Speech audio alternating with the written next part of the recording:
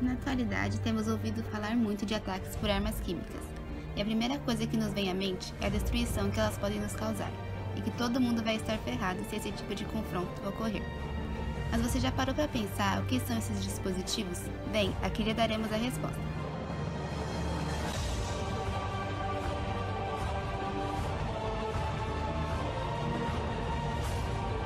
As armas nucleares são dispositivos de destruição em massa que funcionam a partir da fissão ou da fisão nuclear, sempre obedecendo à relação de Newton de que pequenas quantidades de massa podem ser convertidas em grande parcela de energia, sendo o princípio de seus funcionamentos a grande concentração de energia em pouco espaço. A fissão nuclear que citamos antes se trata de um processo de combinação entre os núcleos de elementos pesados como urânio e plutônio, por meio de um bombardeamento de nêutrons moderados. Isso faz com que surjam dois novos núcleos de menor tamanho e uma enorme liberação de energia. Esses novos núcleos vão fazendo suas próprias fissões até que atinjam uma massa crítica e a explosão ocorra. Já a bomba de fusão opera com a combinação forçada dos núcleos de isótopos de hidrogênio, em que núcleos leves acabam formando um mais pesado e cheio de energia. Essa bomba tem poder destrutivo igualado a uma explosão solar e foi aprimorada pelos russos em 1961, criando uma que possuía 3 estágios e tinha capacidade destrutiva medida em aproximadamente 50 megatons. Ela é tão potente que, ao ser lançada em uma ilha, nivelou sua superfície.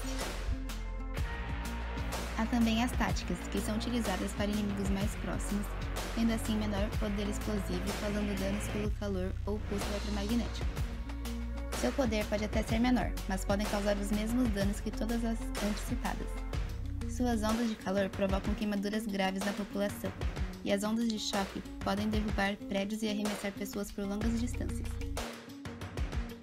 Teoricamente, as armas nucleares foram criadas em Londres no ano de 1934 por Leo Szilard. Acompanhando o físico nuclear, Albert Einstein afirmou mais tarde que a arma poderia sim sair da teoria e ser construída.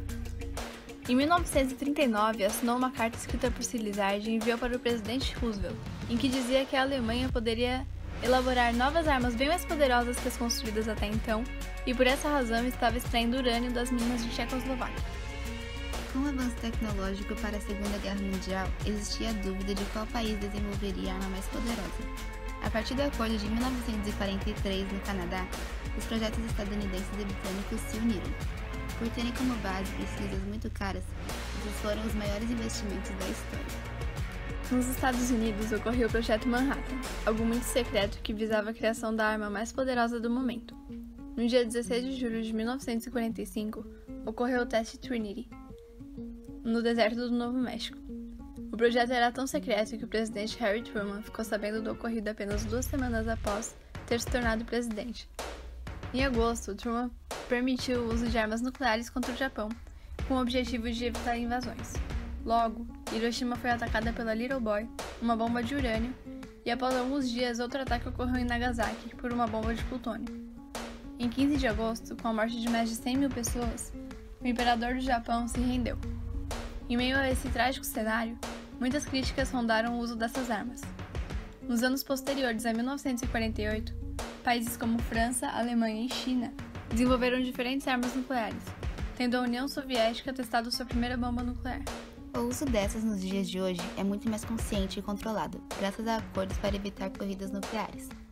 Os Estados Unidos e a Rússia, por exemplo, negociaram a diminuição de seus arsenais através do New START, que declara que cada arsenal não deve ultrapassar o limite de 1.500 ogivas ativas, além das reservas.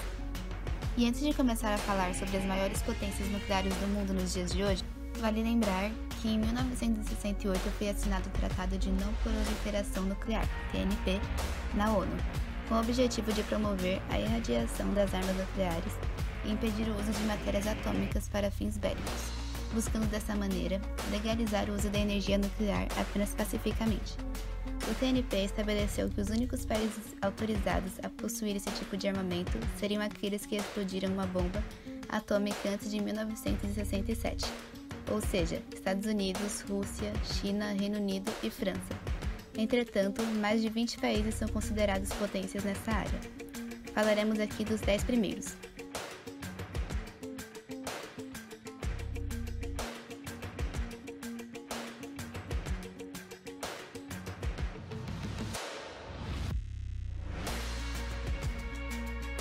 Em 10º lugar está o Irã. Seu primeiro projeto nuclear começou em 1950. Em abril de 2018, o presidente dos Estados Unidos, Donald Trump, acusou o país de apoiar o presidente da Síria, Bashar al-Assad, com armas nucleares. Trump alertou para as consequências severas caso o Irã retomasse o desenvolvimento destas. Em 9º lugar vem Israel.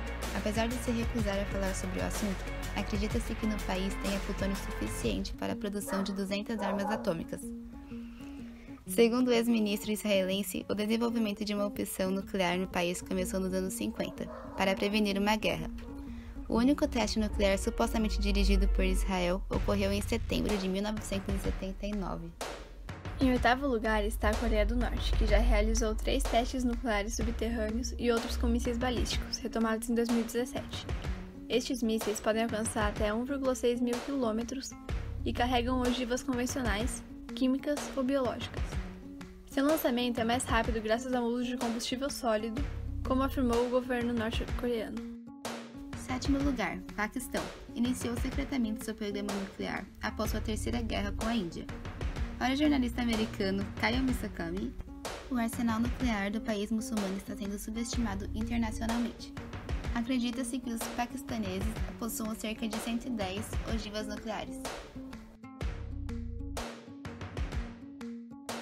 Em 6º lugar vem a Índia, cujo programa nuclear teve início em 1944 e consiste em instalar pequenos reatores com urânio natural para gerar energia que ocasione a independência energética tão sonhada pelo país. E é claro que nos primeiros 5 lugares estão os países cuja estocagem de armamento nuclear foi permitida pelo TNP. 5º lugar, China. A busca chinesa por armas nucleares começou nos anos 50 e os testes em 1966. Atualmente não se sabe do exato tamanho da força nuclear deste país por conta de todo o sigilo envolvendo o mesmo. Mas em 2006 estimava-se um arsenal de pelo menos 100 ogivas nucleares. Em 4º lugar está o Reino Unido, que só iniciou seu próprio programa nuclear depois de 1946, quando não puderam mais ajudar os Estados Unidos no Projeto Manhattan por conta de uma lei que proibia os norte-americanos de compartilhar informações com outros países. Hoje, os britânicos possuem cerca de 200 ogivas nucleares e 65 armas armazenadas para serem utilizadas como reservas. O 3º lugar é ocupado pela França. Mesmo depois de o país ter reduzido seu total de mecanismos de lançamento pela metade, em 1996, depois de uma análise de defesa ordenada pelo então presidente Jacques Chirac. Estima-se agora que existam 300 ogivas nucleares francesas, sendo 290 operacionais. Em 2º lugar encontra-se a Rússia. Acredita-se que os espiões soviéticos forneceram à Rússia durante a Guerra Fria as informações necessárias para economizar alguns anos no processo de evolução do armamento nuclear do país.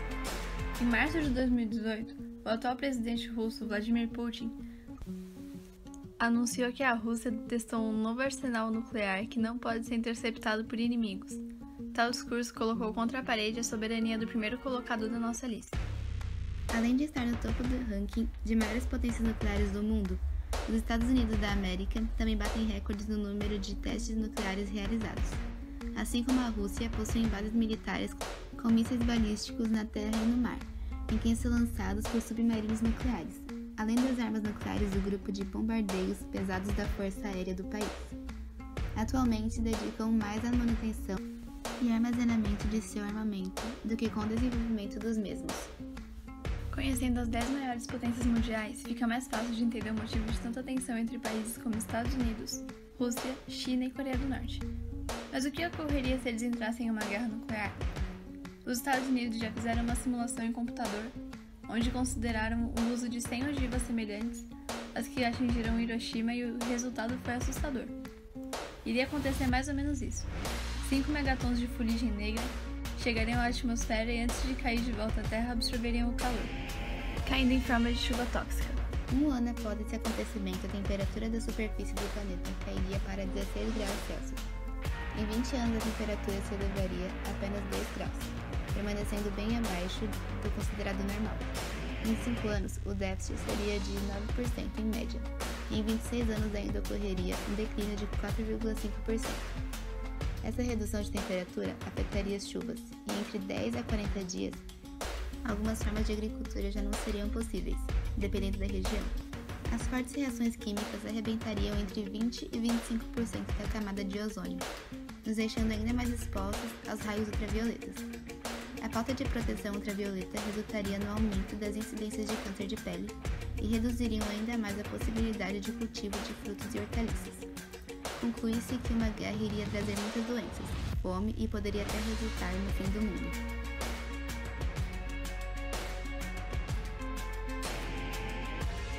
A MK-17 pesava 18 toneladas e foi a primeira bomba de hidrogênio utilizada pela Força Aérea Norte-Americana. Ela possuía a capacidade de detonar entre 10 e 15 megatons. Essa foi a maior arma nuclear já construída pelos Estados Unidos e foi a principal arma EWO transportada pela frota B-36 durante a década de 1950. Em 10,4 megatons, equivale à força de 700 explosões em Hiroshima, estabeleceu um infame recorde da maior explosão até então, e seria o quarto maior teste nuclear dos Estados Unidos já realizado. A ilha onde foi instalada foi totalmente vaporizada, deixando apenas uma cratera de 50 metros de profundidade. A detonação produziu uma nuvem que ferveu até 50 km na estratosfera, atingindo uma largura de mais de 100 km. Todas as informações sobre esse teste foram inicialmente mantidas em segredo, para evitar que o lado soviético obtesse qualquer informação, em particular sobre medições radioativas. A MK-53 tinha 9 megatons. Ficou ativa até 1997 e é a mais antiga e de maior rendimento no arsenal dos Estados Unidos. Aproximadamente 340 bombas B-53 foram fabricadas entre agosto de 1962 e junho de 1965, na fábrica de montagem final da AEC em Burlington, Iowa. A nova modificação da penetração da Terra B-61, a Mod 11, começou a entrar em serviço em janeiro de 1997 e está substituindo a B-53 em serviço ativo. Metal Gear Solid V The Phantom Pain é um jogo de ação e aventura furtiva produzido pela Kojima Productions. Seu principal foco são os confrontos armados em que um jogador pode construir armas e bombas nucleares para intimidar invasores da sua FOB, podendo utilizá-la para explodir a base inimiga.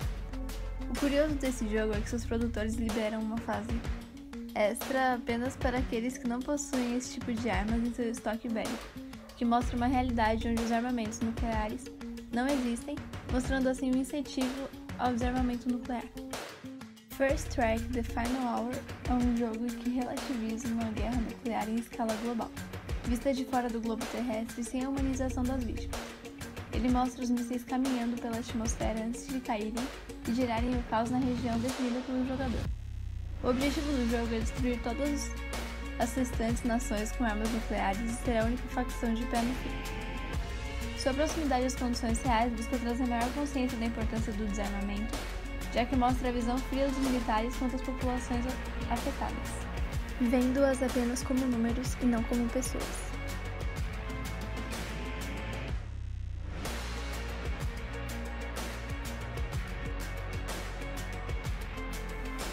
Batman e Little Boy, O Início do Fim, de 1989, é um filme que narra a história do Projeto Manhattan. Esta se desenrola a partir do desenvolvimento da bomba no Novo México pelo sargento Leslie Groves e os físicos J. Robert Oppenheimer e Michael Merriman. Rhapsody em Agosto, 1991. Este é um filme de história simples, sensível e intimista que busca mostrar o lado das vítimas da guerra, mostrando o sofrimento de uma família japonesa vítima dos ataques em Nagasaki.